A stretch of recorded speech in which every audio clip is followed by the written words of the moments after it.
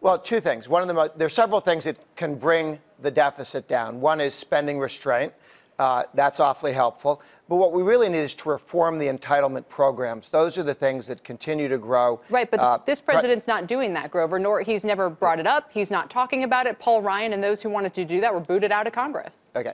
What he didn't do, which what Obama did, was add another unfunded liability, Obamacare, which had many more spending increases than tax increases. It was $1 trillion tax increase per decade, but it was more than that in spending. So step one, don't add to the problem.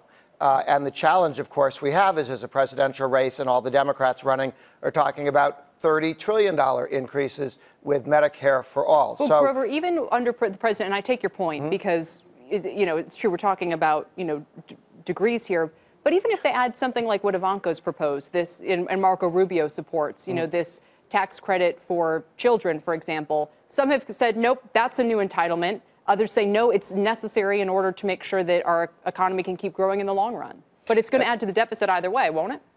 It is a new entitlement and ought not to be done unless it's offset by reducing other spending.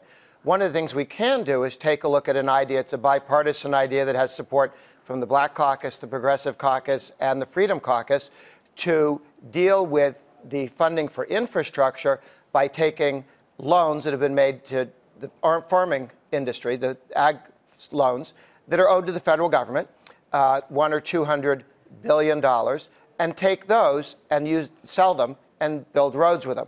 We've done this before in 1986 on a bipartisan basis in order to make the tax reform package not a tax cut, but to be revenue neutral. They sold about $60 billion. But let me go back to what Larry Kudlow would probably say if he were here, Grover, and he would say, if you increase spending because it's regulatory, that hurts growth in the long run. If you increase the deficit because of tax cuts, that should help growth in the long run. Do you believe that?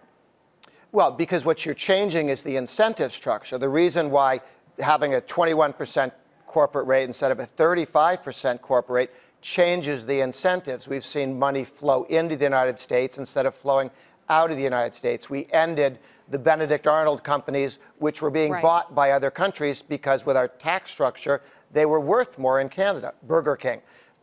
So if you're changing the incentives, this is not, I know some Democrats are Keynesians and they believe a dollar, whether it's a tax cut or spending, is the same thing, that if you spend a dollar, but if the government spends it, it's worth more than if you spend it, which I think is a stupid idea. But what you're changing is the incentives. And by going to full expensing, which for the next 5 years, which the Republican tax bill did, it reduces the cost of new investment. Okay, so and by cutting taxes, it increases the reward, so you get more investment.